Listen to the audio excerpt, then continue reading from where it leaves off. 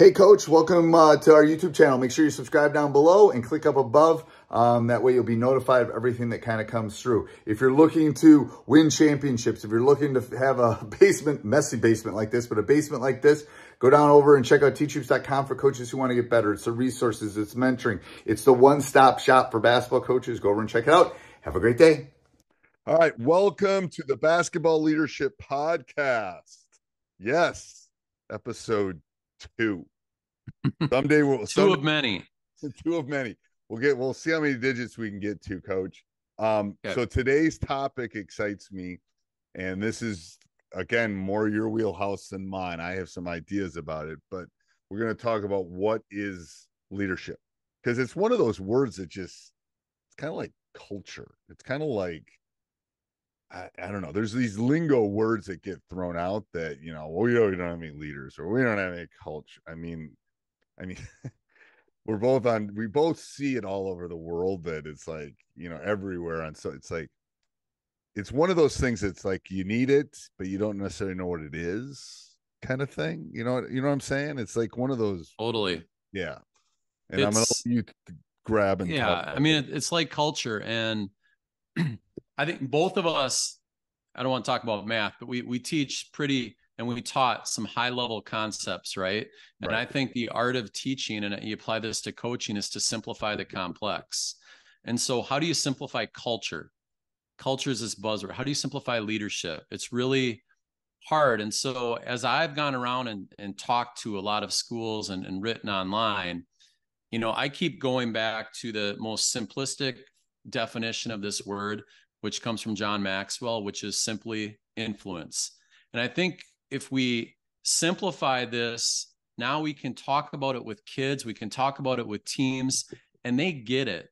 So when you say leadership is influence, you basically are telling all kids you have some level of leadership on every team you're on. We all influence the team in a lot of different ways, good or bad. And some of us influence it more or less. And so when we have an attorney in Minnesota that is part of our principals association, and he's used the exact same definition with us. And he'll equate it to, you got a bleacher full of kids and they're, screaming and yelling, and that you've got to go change their behavior. You got to change the narrative of what's going on. How do you use your influence to go over there and just it might be a look, it might be a short conversation, but influence, and that ability to move someone in a direction that you want is really what leadership is all about. And so I talk about that definition with my kids and just anyone I talk about leadership with all the time. And it's John Maxwell's definition. I think it's great. I also think leaders know the way, they show the way, they go the way. And the last word I'm going to throw in with leadership, and then you dive right in, is a word that you probably don't hear much. It's a word called with-itness. I think leaders have this with-itness, this emotional intelligence, this ability to understand, read the room, make the right look, make the right, phrase, whatever it may be, to move people in the direction they need to go. So like your thoughts on that, but that's how I define leadership. I've never heard with-itness. I love that. So my favorite word is a principle. There's a couple things I think that anybody that's listening to this, first of all, everyone is a leader and a teacher. Absolutely. Everyone. Like if you're a parent, you're a teacher and you're a leader. If you're there's just so many different ways that you have to be a leader and a teacher. I 100% agree. And I think sometimes people think, well, I'm not a teacher. Well, everyone's a teacher. Like, you teach on a daily basis. It's like, it's not, if you're a manager of Walgreens, you're a leader and a teacher. So I think it's not just for basketball coaches, but I think it's a skill that some people are the with-itness. Some people are much better at it.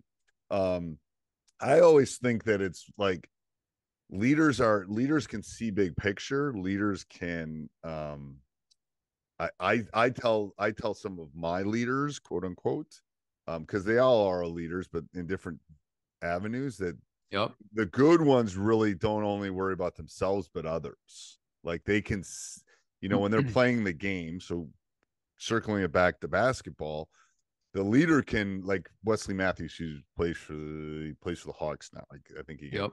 traded. When he played for Marquette, there's a kid that was a leader because he played for Tom Crean. Crean had 8 billion quick hitters and plays. Yep. And I knew Wesley was a leader when I had him, but I could see it there because he knew all the plays and he was able to help his teammates with all the plays that didn't know. So he could move pieces, and so he was not only worried about himself, but he was worried about the other people on the court. And it was like, wow, how do you do that? Wow, that's just an amazing thing. The kids that can kind of transcend that, I think. Absolutely. And you have to, you have to lead yourself first. You have to be that role model. You have to model the things you need. And then you need to, like you said, you have to lead other people, and you do that and you influence other people in a lot of different ways. But the best leaders, and we're going to talk more about this as we get going, are those that serve others, those that see the big picture, like you said, and those kids and players that we've had that they don't, it's so hard for a high school kid to think beyond themselves. You know what I mean? It's like getting kids to talk on defense. Yes. Like when you talk on defense, you're doing it because it's for the team, it's for the good of all. And it's a progression you've got to get to.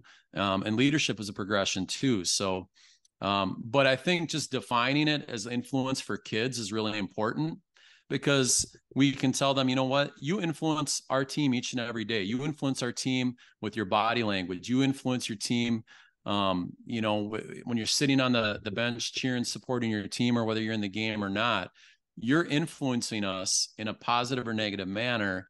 And so you are all leaders in different ways. And we need collective leadership on a team. It's a topic we'll talk about.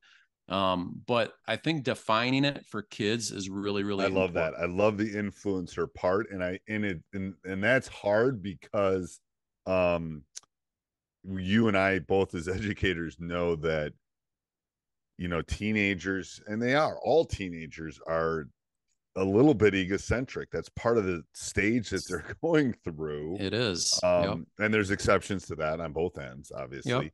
But most of them are like, they're worried about what they're wearing and how they look and how they're perceived. And it's like, to get that extra step and to be that, I love that sense of, if you can influence, I think that there's probably a scale to that too, right? As far as the influence goes.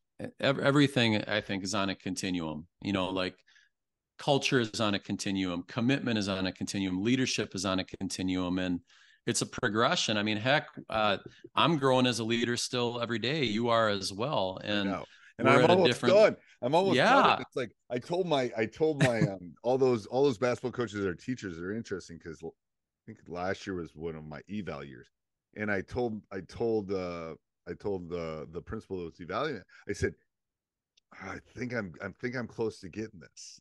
He goes, what do you mean? I said, I tell you, pre-COVID, I was feeling like, all right, this good rhythm. I think I got. I think there's a relationship. I think. And he goes, what are you talking about? I go, well, that's how long it took.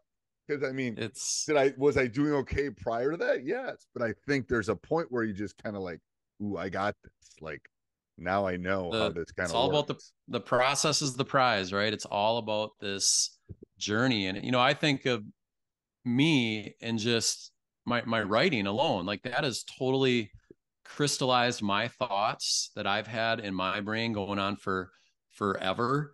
And it's allowed me to give clarity of thought, and it's allowed me to grow as a leader and become a better coach, a better leader, a better principal. And so we're all growing, we're all still learning, and leadership is the same way. And I think kids have to know that they all have leadership skills. They're going to continue to grow in this journey. They're going to influence their family, their team, whatever it may be.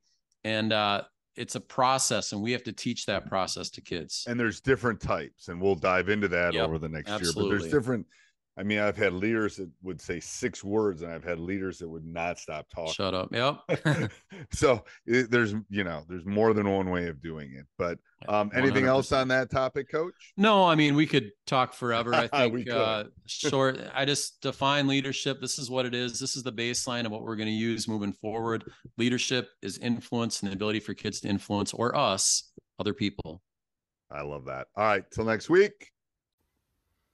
Thanks for watching, Coach. Make sure you go over and check out teachhoops.com for coaches who want to get better. Make sure you subscribe so you get notified every time we come back on. But you will not be disappointed with teachhoops.com. 14-day free trial. Let's go check it out. Have a great day.